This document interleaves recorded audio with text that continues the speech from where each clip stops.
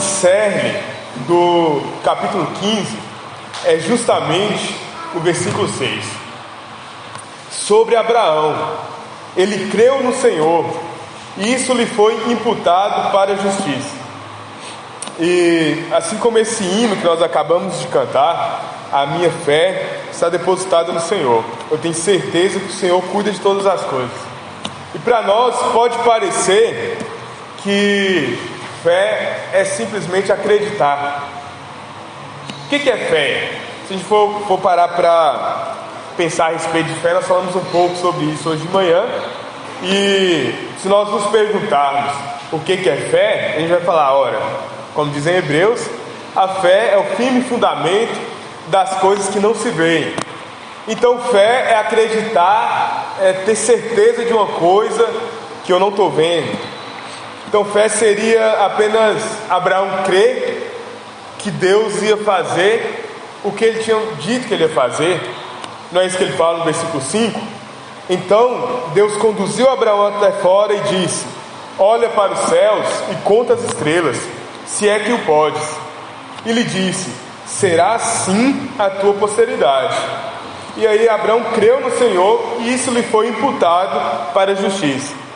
A gente lendo apenas esses dois versículos, esses três, como a gente leu até no 7, a gente pode ter a impressão de que o que foi imputado para a justiça de Abraão é que ele acreditou que o Senhor iria fazer isso, que simplesmente ele confiou que seria sim a posteridade de Abraão.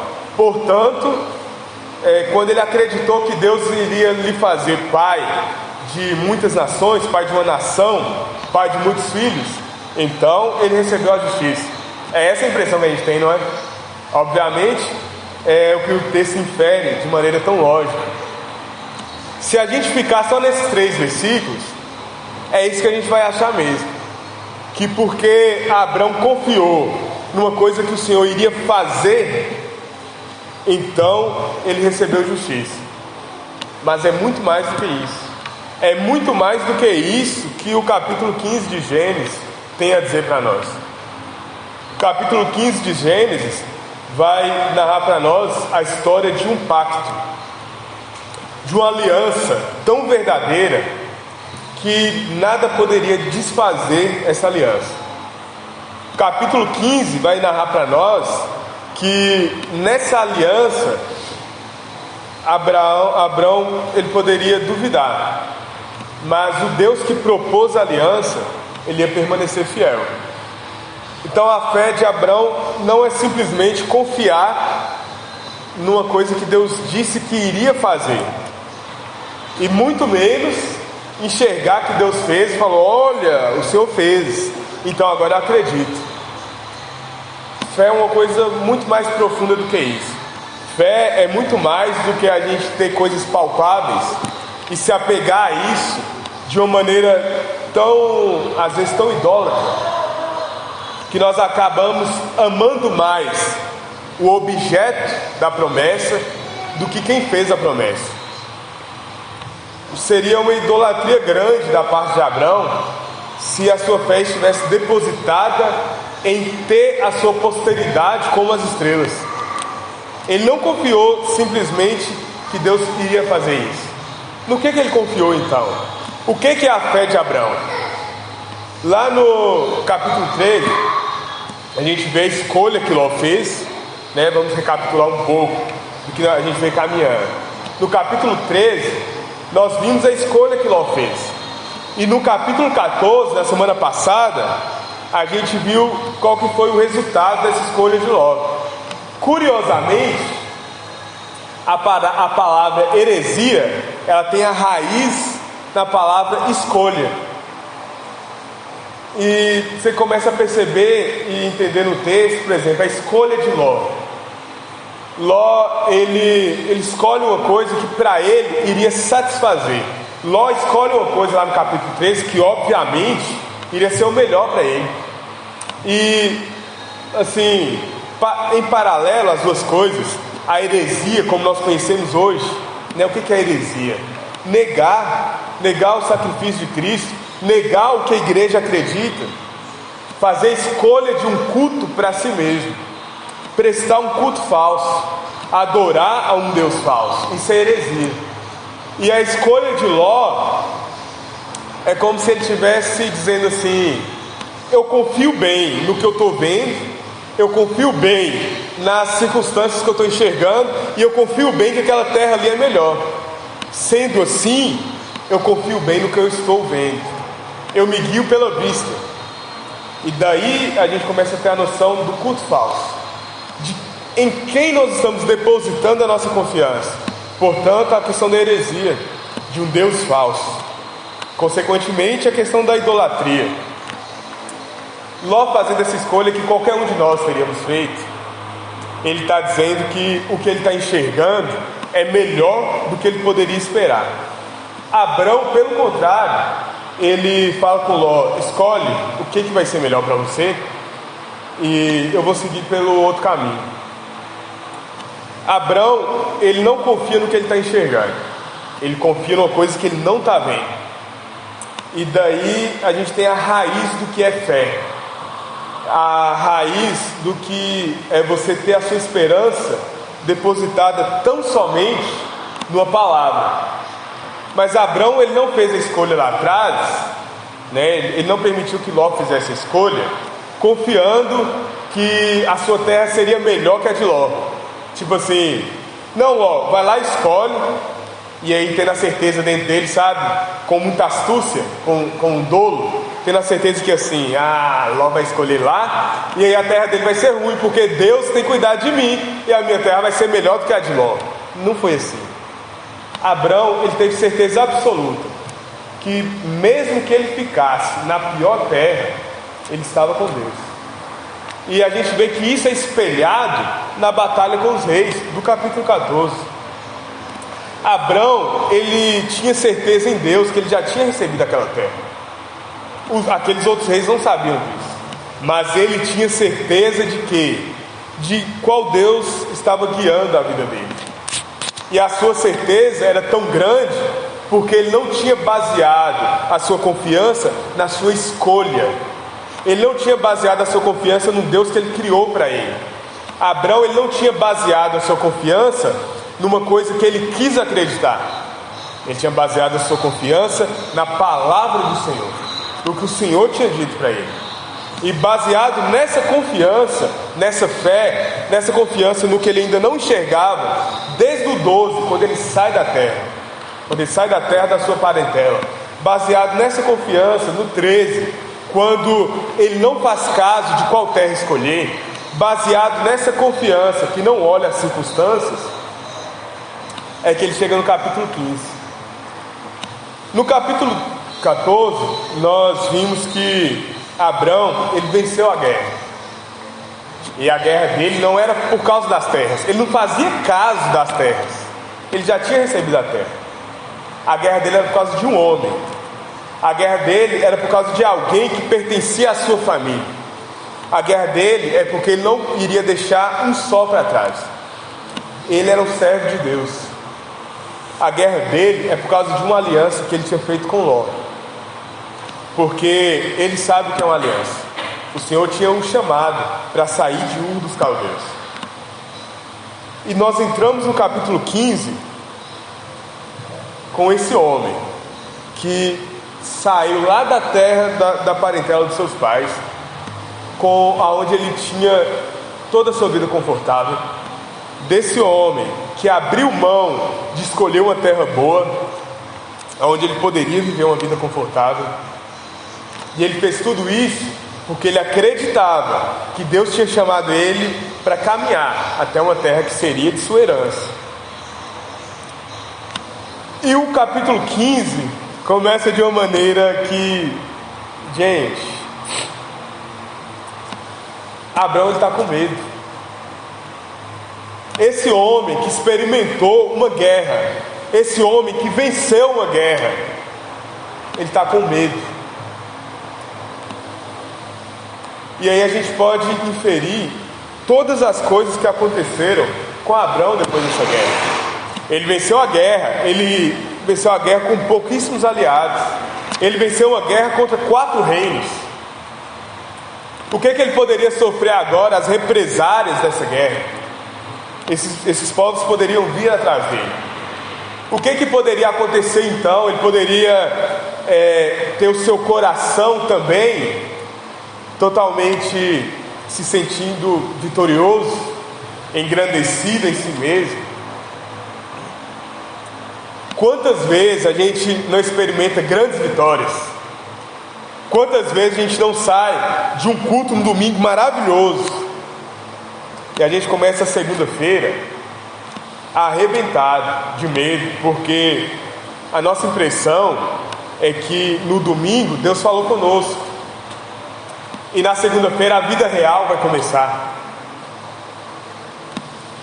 A gente desfrutar da aliança de Deus não nos impede de ter medo. O Senhor não nos livra de ter medo. E como nós falamos no capítulo 14, qual que é a postura de um homem diante do medo? De um homem natural.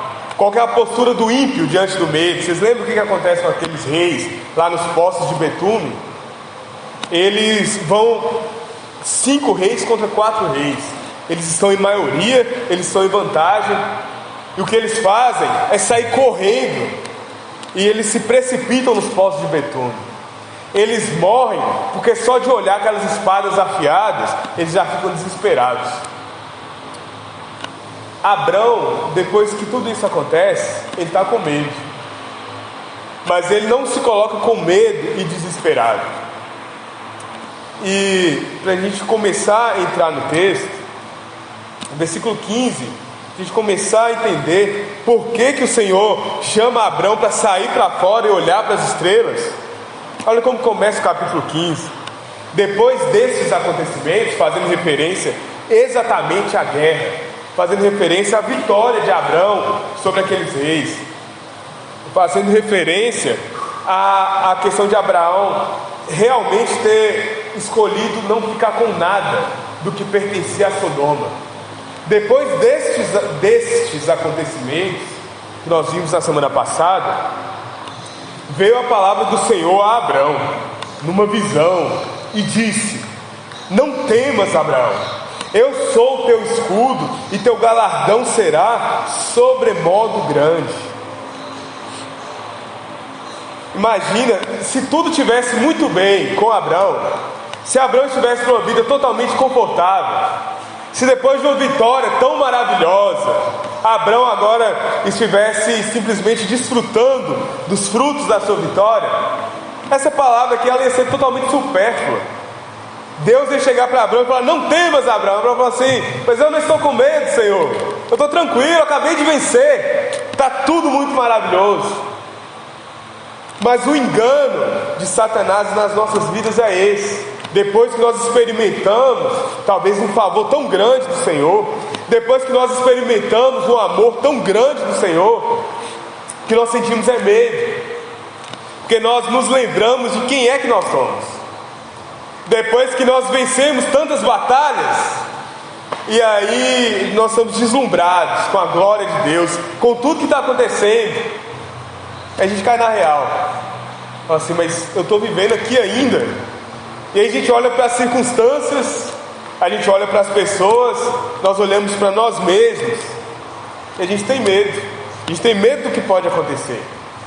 Por quê? Porque nós somos totalmente incapazes. Ao passo que a mente de Abraão tenta enganá-lo, assim como o Salmo fala, né? Ainda que a minha mente me engane, que o meu coração se perturbe, eu tenho a minha confiança firmada no Senhor. E ao passo que a mente de Abrão tenta enganá-lo, depois de uma vitória tão grande, que Abrão talvez experimentou e se sentiu poderoso como os outros reis, e ele cai na real que ele não é poderoso. Na verdade ele é o quê? Ele é o hebreu. Os outros reis tinham seus reinos citados, e Abrão, no capítulo 14, ele é o hebreu, ele é o peregrino. Quando ele cai na real disso, ele sente medo, o Senhor vem a ele numa visão e fala com ele: Abraão, não temas, não tenha medo. Vocês lembram lá no final do capítulo 14, qual que é a postura de Abrão, quando o rei de Sodoma vem falar com ele? No 14, 21, então disse o rei de Sodoma a Abrão: dá-me as pessoas e os bens ficarão contigo. Mas Abrão lhe respondeu: levanto a mão ao Senhor, o Deus Altíssimo, o que possui os céus e a terra, e eu juro que nada tomarei de tudo que te pertence, nem um fio, nem uma correia de sandália, para que não digas: eu enriqueci Abraão. Abraão, ele toma o nome do Senhor como escudo para si, ele toma o nome do Senhor como defesa para si, e ele tem a plena resposta do Senhor: Abraão, não temas, eu sou o seu escudo. E o que é interessante nisso tudo? Como eu falei, a mente de Abrão enganando ele fica com medo depois que tudo isso acontece, mas todas essas circunstâncias são instrumentos do Senhor na vida de Abrão. Porque se Abrão se sentisse agora poderoso, como Quedorlaomer, lá no capítulo 14, e agora ele poderia falar assim: não, eu venci essa batalha, e eu venci essa batalha contra 4 reis, eu estava só com 318 homens, agora vamos fazer o quê? Agora vamos para frente. Consegui conquistar 4 reinos, vou conquistar 5, conquistar 6, vou crescer. O Senhor me prometeu uma terra, quem sabe não é agora que essa terra vai acontecer. O que eu vou fazer? Eu vou ajudar o Senhor, eu vou apressar a promessa do Senhor. O Senhor prometeu, então vou fazer com que isso aconteça. Não, Abrão, ele se lembra de quem ele é, o peregrino. E em uma circunstância tão contrária, se lembrando de quem é Abrão, o hebreu, que abriu mão da sua riqueza na terra de seus pais para vagar, sem lugar para ficar, porque o Senhor lhe chamou por causa de uma promessa. O Senhor, ele não livra o coração de Abrão de sentir medo. Todas as circunstâncias vão caminhando aqui e preparando Abrão para o que o Senhor quer fazer com ele. Ele não fala com Abrão assim: Abrão, eu sei que você está com medo, que você é realmente falho, e olha só, você não vai mais sentir medo, você agora vai ser corajoso. Eu vou transformar o seu coração, eu vou te dar um espírito de coragem, vou te dar uma unção de ousadia. Não é isso que o Senhor faz com Abrão. O Senhor não livra o coração de Abrão de sentir medo. Por quê? Porque o medo não é o nosso inimigo, o medo é o nosso aliado. Quando nós olhamos para a nossa situação, quando nós olhamos para nós mesmos, nós precisamos sempre nos lembrar de quem nós somos, da onde é que o Senhor nos tirou, e quem é que nós somos. E quando o Senhor diz para Abrão: não temas, Ele não está dizendo para Abrão: eu vou tirar o seu medo. Está dizendo: Abrão, você não precisa ter medo. Quando Ele diz para Abrão: não temas, Ele não está dizendo para Abrão: eu vou transformar o seu coração e você agora vai ser um homem muito corajoso. Está dizendo para Abrão: você não precisa ter medo, você vai continuar com esse medo, mas você não precisa ter. Seja corajoso, Abrão, porque eu sou o teu escudo. Imagina que de maneira mágica Abrão não sentisse mais medo, ele não ia precisar de um escudo. Imagina que de uma maneira maravilhosa Abrão não sentisse mais ameaçado, ele não ia precisar de um escudo. Todas as nossas circunstâncias que parecem assim: gente, não está dando, não vai dar mais, meu irmão, acredite, o Senhor provê todas essas circunstâncias, para que nós não nos esqueçamos de quem é o Senhor, de quem é o Senhor para nós. Não temas, Abrão, eu sou o teu escudo. Você não precisa ser o teu escudo. Lembra de Quedorlaomer? Ele confiava que ele era o seu escudo, mas ele caiu. Todos aqueles reinos, eles confiavam em si mesmos, mas eles caíram.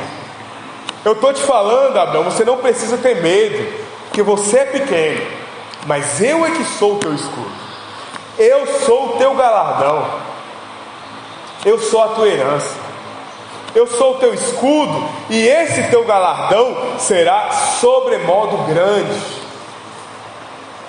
E ele fala para Abraão: Abraão, você não precisa ter medo. Não porque eu vou tirar o seu medo, não porque você é capaz, mas porque você pode confiar em mim. Eu sou o teu escudo. Então você pode ter uma segurança perfeita nesse escudo. Você pode ter uma segurança absoluta nesse escudo. Eu sou o seu galardão. Eu sou a sua herança. Você pode ter contentamento em mim. Você não precisa buscar mais. Você não precisa fazer mais além do que eu te mandei fazer, além do que eu te ordenei que você fizesse. E até agora, o que eu te ordenei a fazer? Sai da terra dos seus pais e vai para uma terra que eu vou te mostrar. Você vai vagar como peregrino. Até quando? O até quando não interessa. O que interessa? Eu estou com você, Abraão. Vai ser por 90 anos? Eu estou com você, Abraão. Vai ser por 100 anos? Mas é o Senhor que está caminhando com Abraão. Então, se o Senhor desse para Abraão um poder tão maravilhoso, que ele fosse capaz de se defender, isso faria mal a Abraão. Vocês entendem? Abraão não precisa se defender sozinho, tem um Deus que cuida dele. Então, Deus é o seu escudo, Deus é a sua segurança. E nós temos aqui essa imagem de 2 pontos. Deus diz: eu sou o seu escudo. Então você pode ter segurança, você pode confiar em mim. E ainda mais, eu sou a sua herança. Então você pode ter contentamento. Você pode estar contente comigo, ainda que pareça que tem coisas faltando. Eu sou o teu galardão. É eu que sou a tua herança. Parece que tem coisa faltando. Por que parece? Porque o seu coração deseja mais, o seu coração deseja além. Mas lembra, olha para você, olha para quem você é e olha para mim. Eu sou o seu galardão e o teu escudo. Eu sou o teu escudo e o teu galardão. Eu sou a sua segurança e você pode ter contentamento. Então, em todas essas coisas, se lembre de uma coisa: o teu galardão será sobremodo grande. O teu galardão será sobremodo grande. O que Deus está fazendo? Deus está relembrando Abraão da promessa que ele tinha feito a Abraão, lá no capítulo 12. Sai da tua terra, da tua parentela, vai para uma terra que eu te mostrarei. O teu galardão será muito grande. Você pode ter contentamento nisso. Respondeu Abraão. Imagina, depois que o Senhor anima Abraão dessa maneira, o que mais que Abraão poderia dizer? O que você diria ao Senhor depois que ele chegasse a você e te falasse: olha só, não temas, você não precisa ter medo, eu sou o teu escudo, eu sou a sua herança. Porque isso se estende a nós, isso se estende ao povo da promessa. E aqui Abraão está justamente relembrando, Deus está justamente relembrando Abraão da promessa.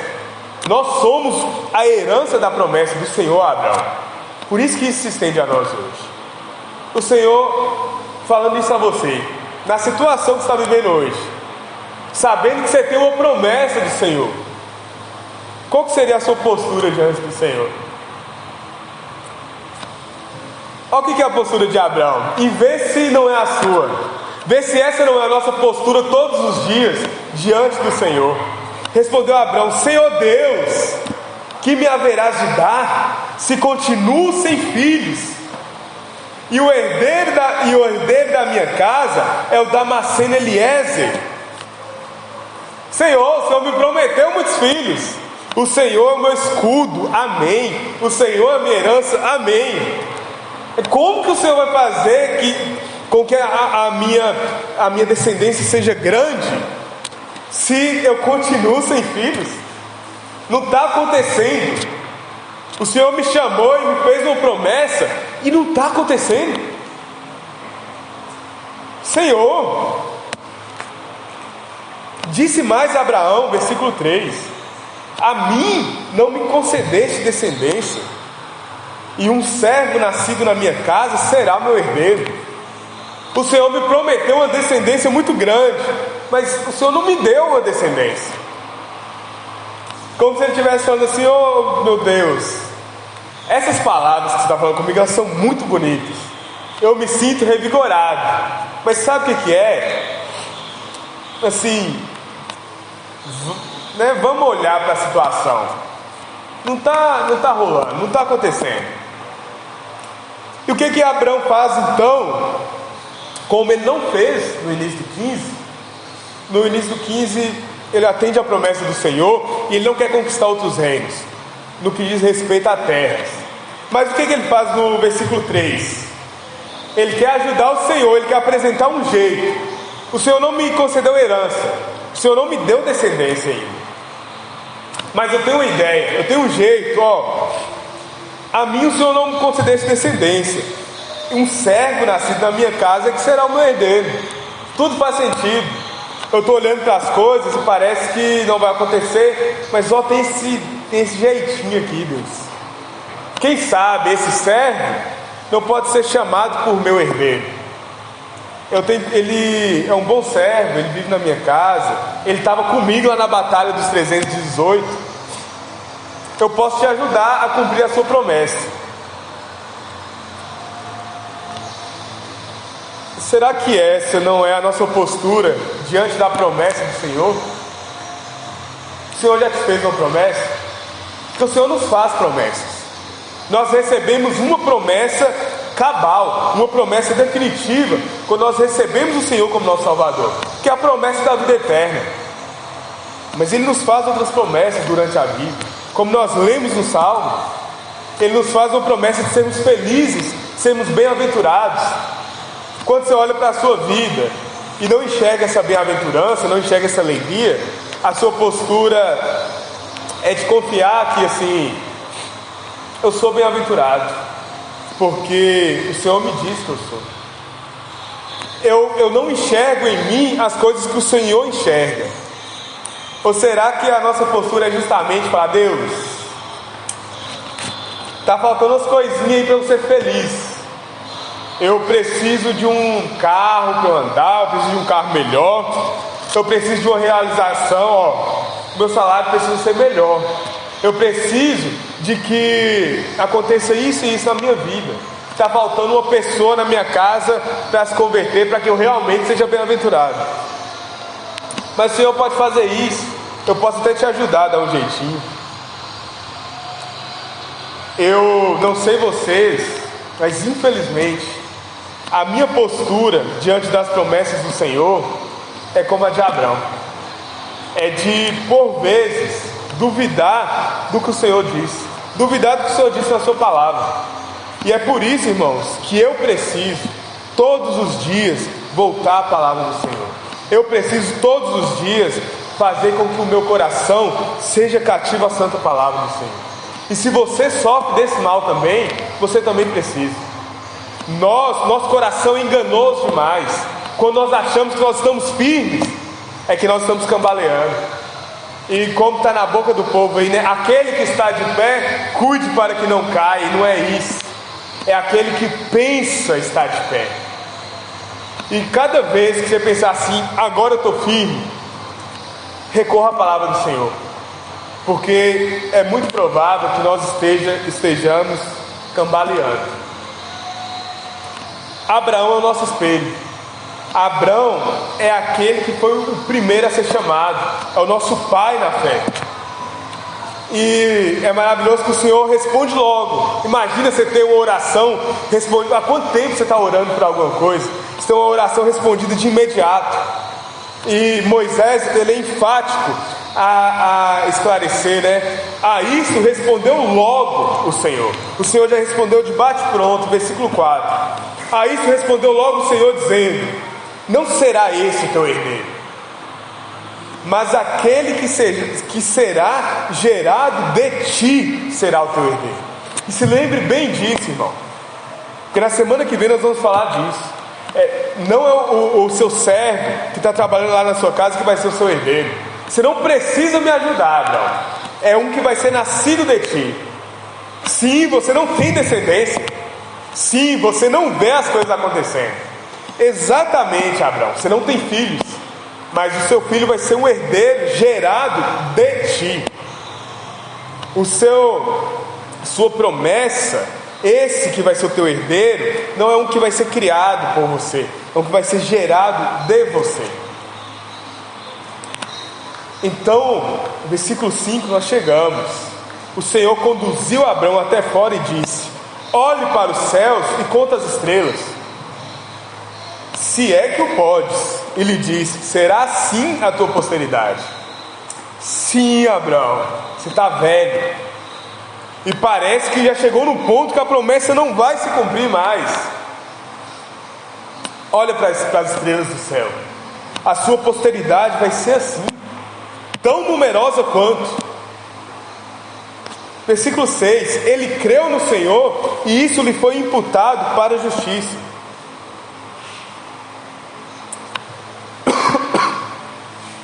Versículo 7, nós dividimos o texto em duas partes. Na primeira parte, lembra? O Senhor disse: eu sou.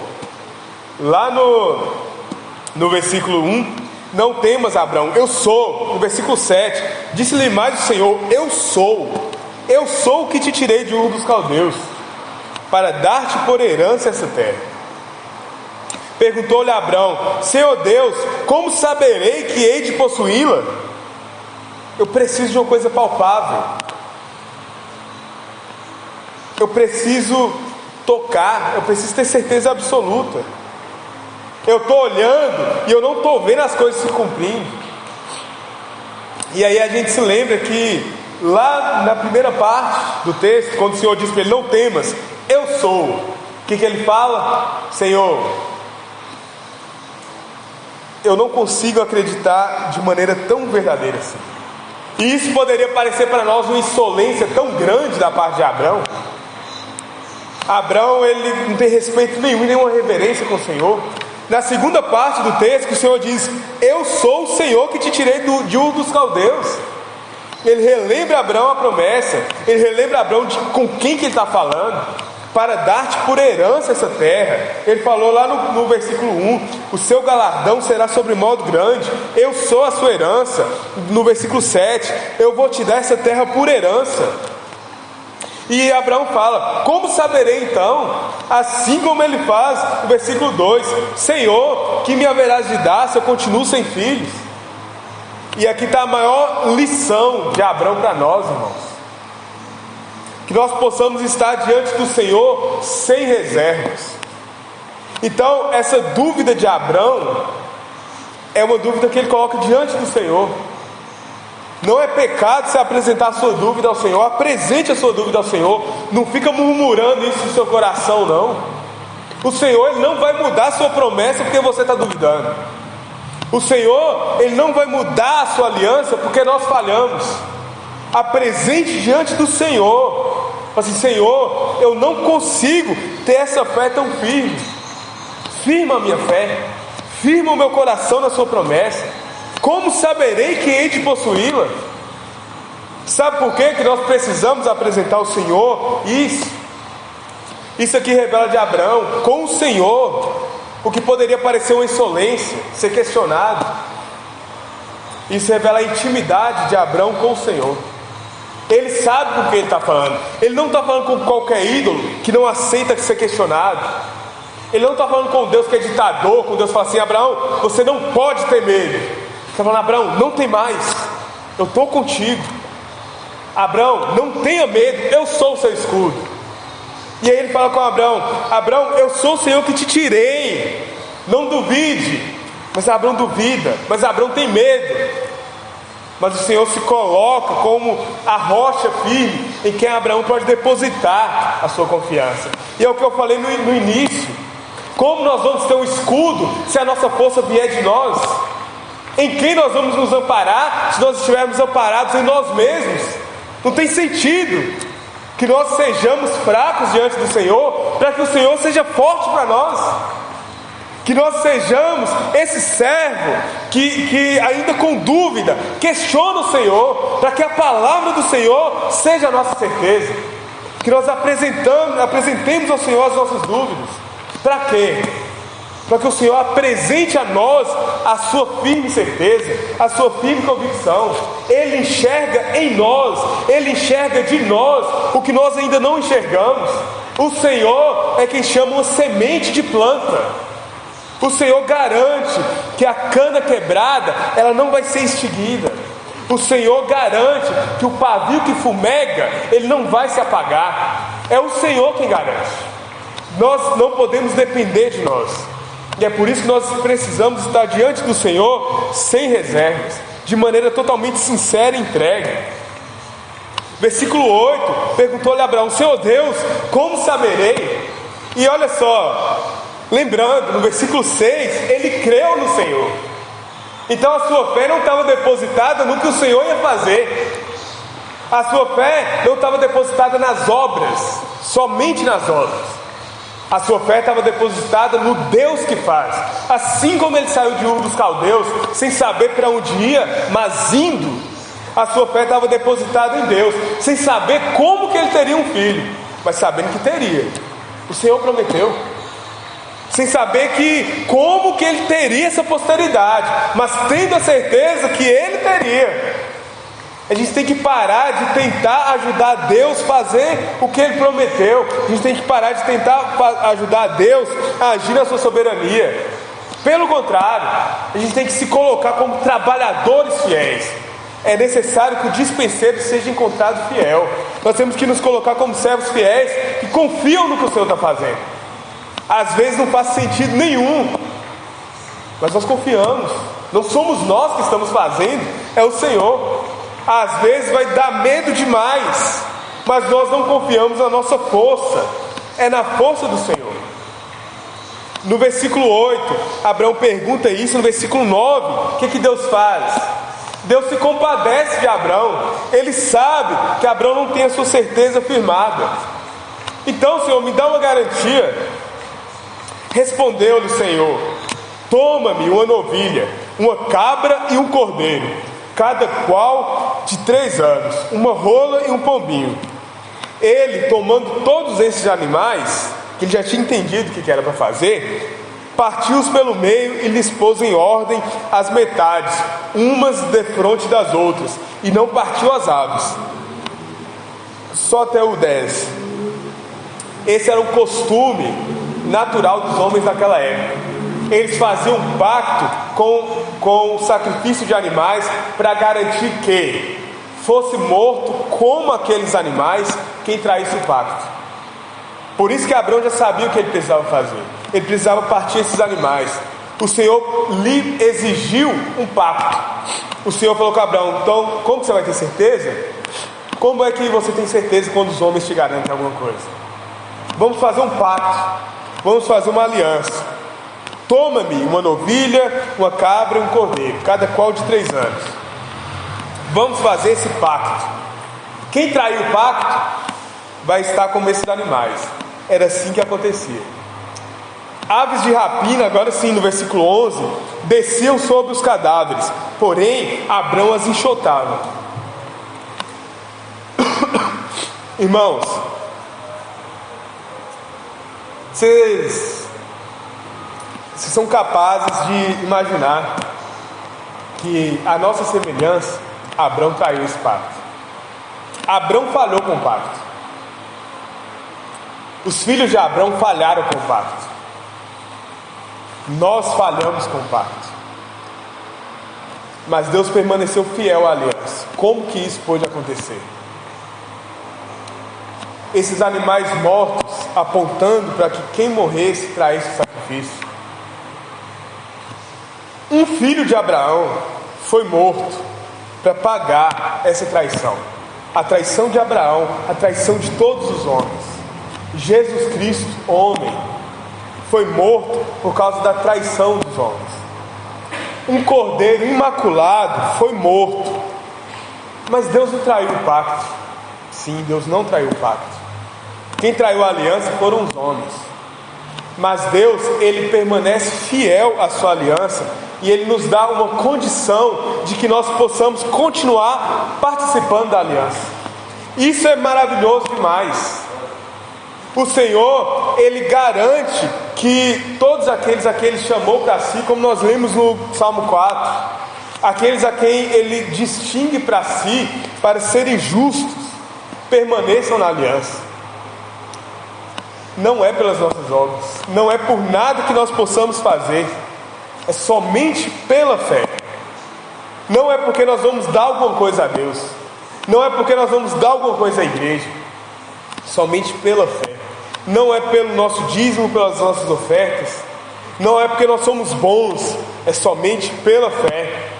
Por isso que o 6 é o cerne de todo o capítulo 15. Abraão creu no Senhor e isso lhe foi imputado para a justiça. Abraão, ele creu no Senhor e isso foi colocado sobre ele como justiça. Isso foi garantido para ele como justiça. Ele creu no Senhor, ele teve fé no Senhor. E o Senhor faz esse pacto garantindo que o Senhor não vai trair, sabendo que Abraão ia falhar. Mas Abraão, no versículo 11, ele toma parte de zelar, ele se esforça para zelar com que esse pacto aconteça. É o que fala no versículo 11: as aves de rapina, elas desciam sobre os cadáveres, mas Abraão as enxotava. Que nós sejamos como Abraão.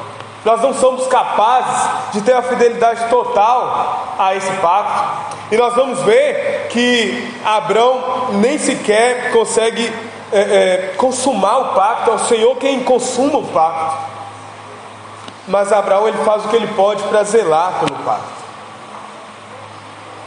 E olha o que acontece no versículo 12: ao pôr do sol, caiu profundo sono sobre Abraão, e grande pavor e cerradas trevas o acometeram. É interessante porque depois que Deus pede a Abraão que coloque esses animais para que as partes aliadas passem no meio, era assim que acontecia o contrato do pacto da aliança. Deus coloca Abraão para dormir e cai profundo sono sobre Abraão, e grande pavor e cerradas trevas o acometem, apontando para o que Deus iria falar com ele. Então imagina que Abraão recebe essa palavra do Senhor, Abraão recebe a promessa do Senhor, e o que acontece na consumação do pacto é que Abraão tem uma resposta do Senhor sobre o que ele pergunta no versículo 8, que nós não gostaríamos de receber. Abraão tem uma resposta do Senhor sobre o que ele pergunta no versículo 8. Talvez você não gostaria de receber essa resposta. Grande pavor e cerradas trevas acometem Abraão, apontando para o que o Senhor iria falar com ele logo em seguida. Então o Senhor fala com ele, e essa é a resposta do Senhor a Abraão: Abraão, você sabe, com certeza, tenha certeza disso, a tua posteridade, a tua descendência, eu te garanto que você vai receber essa descendência, mas a sua descendência será peregrina em terra alheia, e será reduzida à escravidão, e será afligida por 400 anos. Imagina, ele recebe todo esse grande pavor e cerradas trevas, apontando para o que vai acontecer. Abraão, ele tem uma garantia do Senhor: ele vai receber a sua descendência incontável como as estrelas. E uma garantia maior ainda é que ele vai sofrer, os seus filhos vão sofrer e a sua descendência vai sofrer. Então ele recebe essas duas garantias: que ele vai sofrer tanto, que o Senhor vai cumprir a sua palavra. Mas lembra o que o Senhor prometeu a ele no início? Tem uma garantia maior ainda. Então agora são 3 garantias. O Senhor é que é o seu escudo, o Senhor é que é a sua herança, o Senhor é que é o seu galardão. E o Senhor o garante no versículo 14, depois de dizer todas essas coisas: mas também você vai sofrer, você vai padecer, a sua posteridade vai continuar vagando, peregrina em terra alheia, sem terra. Mas eu julgarei a gente que tem de sujeitar-se, todos aqueles em que eu vou colocar-vos debaixo do jugo deles, eu vou julgá-los. É Deus quem vindica o seu povo, irmãos. É Deus quem intercede pelo seu povo. É Deus quem cuida do seu povo. A vingança pertence ao Senhor. É o que nós lemos no Salmo 4: irai-vos e não pequeis. Sim, eu sei que diante de todas as circunstâncias você tem medo, por vezes você se encontra irado. O Senhor é quem há de vindicar o seu povo. O Senhor é quem há de interceder pelo seu povo. Então nós devemos sempre ceder lugar à ira de Deus. Nós devemos sempre confiar na ira de Deus, não na nossa ira. E aí Deus continua no capítulo 14: depois sairão com grandes riquezas. Eu vou julgar as nações que vão maltratar o meu povo, mas o meu povo vai ainda mais sair com grandes riquezas. Versículo 15: e tu irás para os teus pais em paz, serás sepultado em ditosa velhice. Mais uma vez o Senhor fala com Abraão: Abraão, eu que vou fazer tudo, eu que vou cuidar de tudo. Está vendo? Você está dormindo, vai tudo parecer que está dando errado, mas eu vou cuidar do meu povo. Você vai passar ainda mais algumas coisas na sua vida que vai parecer que não tem condição, mas versículo 15: tu irás para os teus pais em paz, serás sepultado em ditosa velhice. Você não tem com o que se preocupar, você não vai fazer nada, você vai só descansar. Então você precisa aprender a descansar em mim. E eu já estou te avisando, com certeza a sua descendência será peregrina em terra alheia, será reduzida à escravidão, vai ser afligida. Nós somos a descendência de Abraão como igreja. Nós somos a promessa que o Senhor fez a Abraão. Isso aqui está falando de nós. Nós é que vamos ser os humilhados, os afligidos. Tenha certeza, essa é a palavra do Senhor. Nós vamos ser peregrinos em terra alheia. Nós estamos caminhando nesse mundo como peregrinos. Nós já caminhamos como escravos. E o pecado ainda nos escraviza. Mas saiba com certeza, tu irás para os teus pais em paz. Descansa que o Senhor está fazendo tudo. Não tenha o fardo sobre você, não tenha o cuidado sobre você. Entregue os seus cuidados ao Senhor. Versículo 16, o Senhor continua falando a Abraão: na quarta geração tornarão para aqui, porque não se encheu ainda a medida da iniquidade dos amorreus. Os ímpios, eles ainda têm de padecer. Não se encheu ainda a medida da iniquidade dos amorreus. Deus está falando para Abraão: Abraão, eu estou guardando os ímpios para o dia da minha ira. Você não precisa se preocupar com os ímpios, eu é que estou guardando eles para o dia da minha ira. Vocês vão ser afligidos, mais uma vez eu digo, não se encheu ainda a medida da iniquidade dos amorreus. E os amorreus aqui está representando todos aqueles povos que Deus vai citar no versículo 19 ao 21. O Queneu, o Quenezeu, o Cadmoneu, o Eteu, todos esses povos representados pelos amorreus. O Senhor está guardando o ímpio para esse dia. Versículo 17: sucedeu que, posto o sol, no 12 ao pôr do sol, o sol está baixando, e agora já é de noite. Posto o sol, houve densas trevas, e um fogareiro fumegante, e uma tocha de fogo passou entre aqueles pedaços. Naquele mesmo dia fez o Senhor aliança com Abraão, dizendo: a tua descendência eu dei essa terra, desde o rio do Egito até o grande rio Eufrates.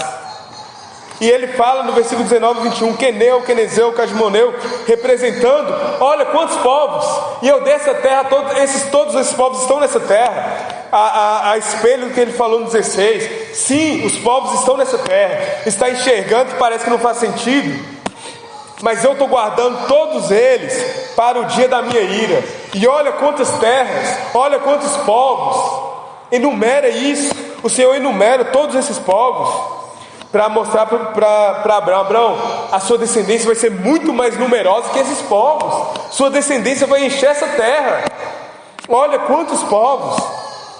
Versículo 17: já à noite, quando tem densas trevas, mais uma vez, as densas trevas que aponta para a situação que a igreja havia de passar, aponta para a situação que o povo de Israel iria passar em densas trevas. Um fogareiro fumegante e uma tocha de fogo passou entre aqueles pedaços. O Senhor consumou a sua aliança com Abrão, passando no meio daqueles pedaços, como uma tocha de fogo.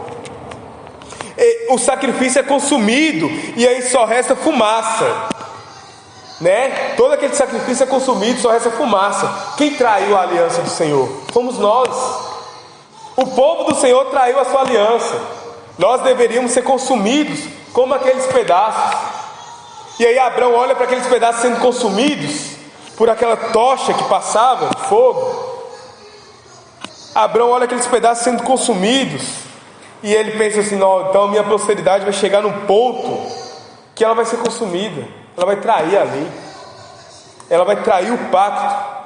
Mas ei que no meio do fogareiro fumegante, no meio do que era só fumaça, uma tocha de fogo. A nossa esperança, uma esperança viva, uma tocha de fogo passou entre aqueles pedaços, dizendo para Abrão: Abrão, mais uma vez, essa aliança você não é capaz de cumprir, porque essa aliança é com Deus perfeito. Mas eis essa tocha de fogo, eis a razão da nossa esperança como igreja. O Senhor, Ele permanece fiel à sua aliança. O Senhor, Ele permanece fiel ao seu pacto. Então qual que é a nossa parte nisso? É confiar então na promessa que o Senhor fez, idolatrar a promessa, confiar que a promessa é o nosso Deus? Não, irmãos, confiar no Deus da promessa. A parte que nos cabe nisso é tão somente e absurdo, é descansar.